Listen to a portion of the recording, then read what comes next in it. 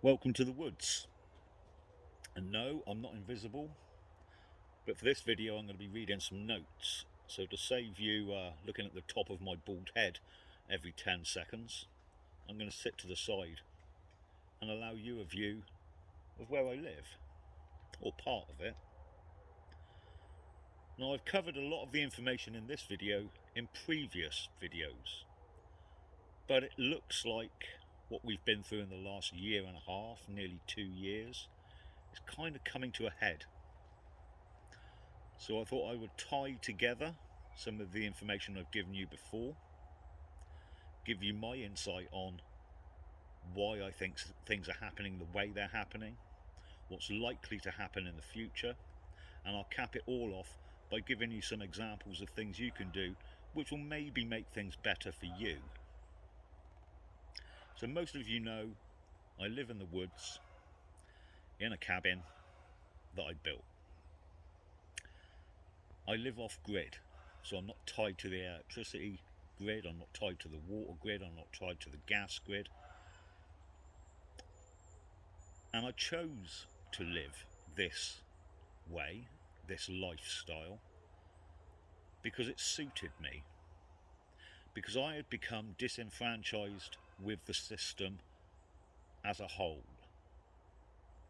And I tried over the years, through one means or another, through fringe politics and mainstream politics, to see if I could change the system. But I was left disappointed. And I was left thinking that there was no way that I could change the system. But I could change the way I interacted with the system, and I could change the amount I used that system and in the manner that I used that system. So this lifestyle became an option and a pathway that I took. So the system I became disenfranchised with, has two parts to it, and both of them are interrelated and they both feed off of each other. We have the financial system and the social system. Now, I know many of you are far more knowledgeable about finance than me, and some of the stuff I'm about to say is fairly basic, but we'll go with it. The financial system is unsustainable. It needs exponential growth in order to perpetuate itself. Money is produced as debt and put into the social system, so more purchases of goods and services can be made by more and more people. But each time it does this, it needs more money to be created in order to keep going. If everybody repaid their debt and stopped borrowing, the system would collapse. And if the system collapses, it causes chaos. So the financial system needs an ever-increasing consumer society. Each person buying more and more products and services, and more people being able to make these purchases.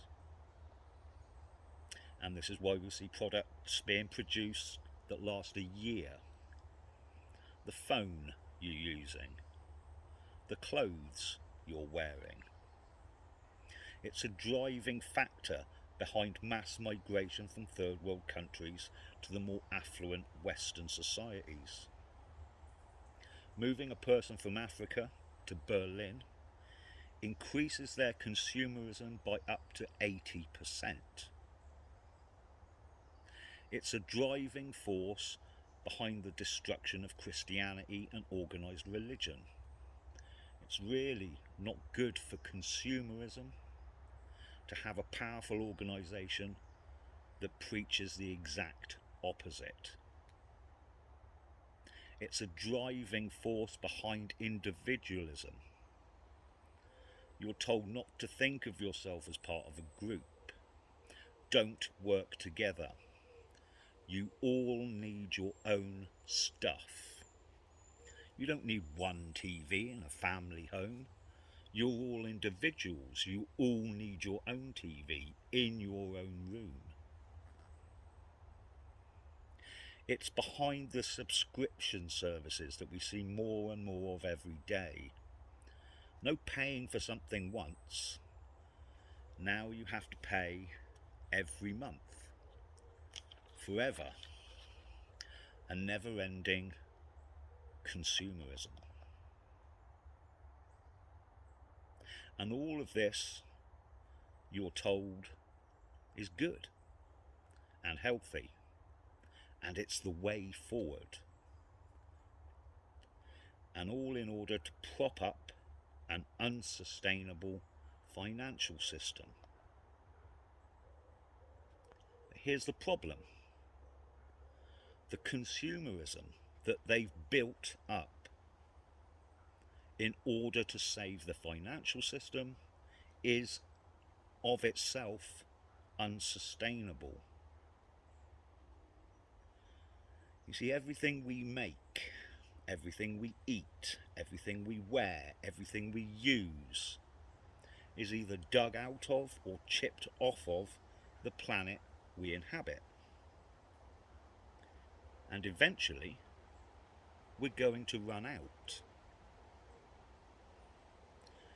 And there's a reason for that. And that reason is population growth. There are too many people. And the people running things know this. And I think deep down, we all know this.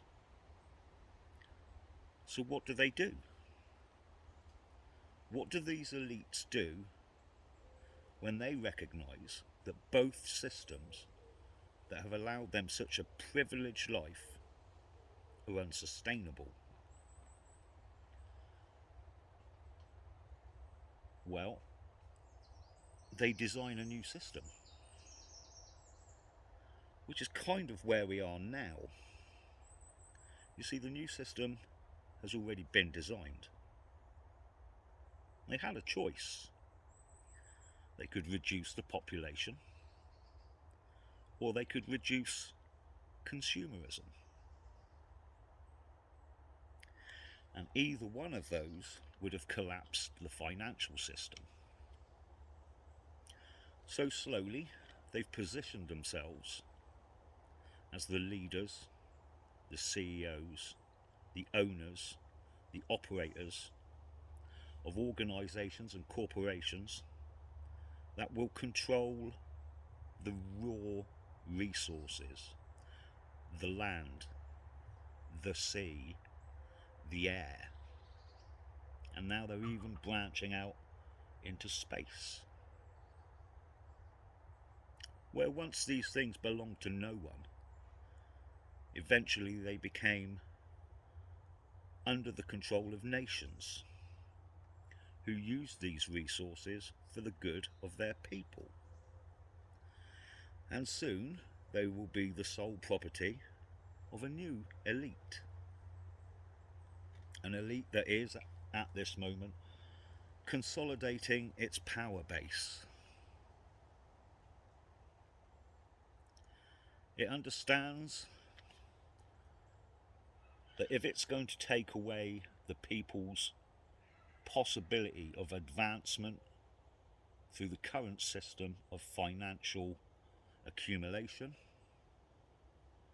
to take away the comforts that people have become accustomed to, that those people are going to be not only confused, but angry. And an angry population is a dangerous population. So, they need to guard against that. And how do they do it? Well, they're going to imprison you in a very pretty prison without walls. And they're going to make you completely reliant on this new system for everything. You see, when you're reliant on it, it's very difficult to fight against it. You'll be paid your cryptocurrency universal basic income, and you'll be told when and where you can spend it.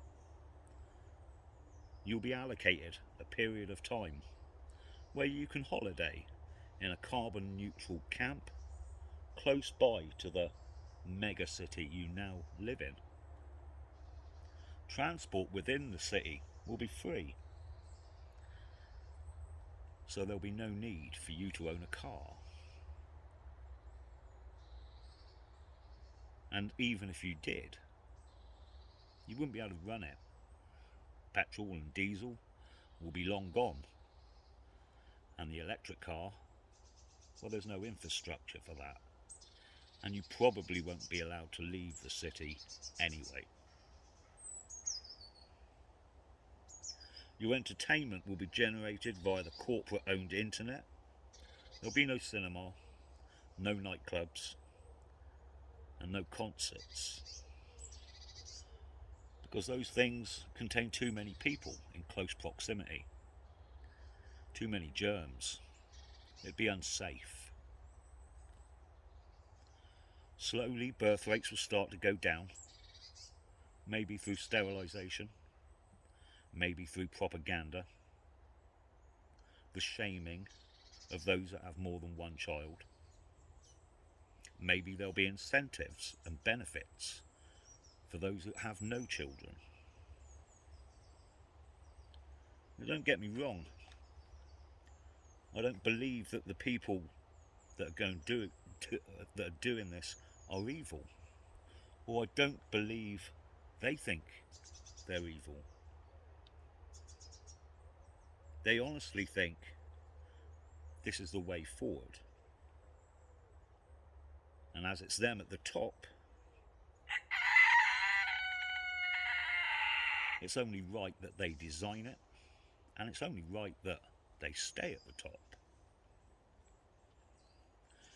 So once that's in order, they'll then push forward with what they think is best for you. The phrase, "the road to hell is paved with good intentions," has never been more apt. So there's your black pill. So what can you do about it? Well, you have no power. And there are no organisations with enough power to stop this or change this.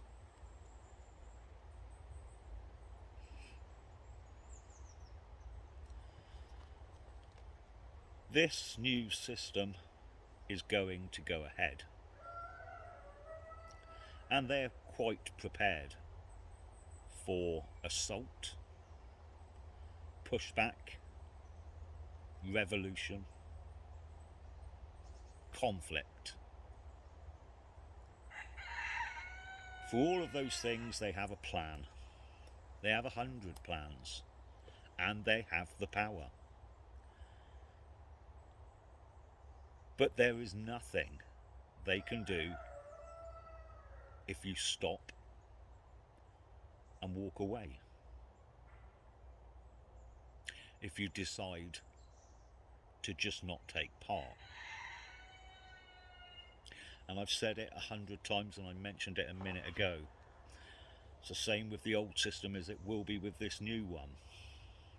How do you fight something that you're reliant on? It's very difficult. It's akin to burning down your own house. So if you don't think that what's coming down the line is for you, you need to disengage now. Because if you don't, you're going to be tied into the system. And if you're tied into it, you're going to be reliant upon it. And if you're reliant upon it, you will be unable to fight it. So you end up just a lonely man shouting with disappointment, and yet still obeying everything you're told to do. Because if you don't, they will take away everything you have. And you're not willing for that to happen. So start putting in place today things that free you from the system today. Because if you can get yourself out now, over the next few years, you'll be beyond the curve. You'll be way ahead. There will be less control if you're not reliant on the system. And there's a lot of people who shout and scream about how hideous this is all going to be, and yet do nothing about it. Well, it's time to get your finger out.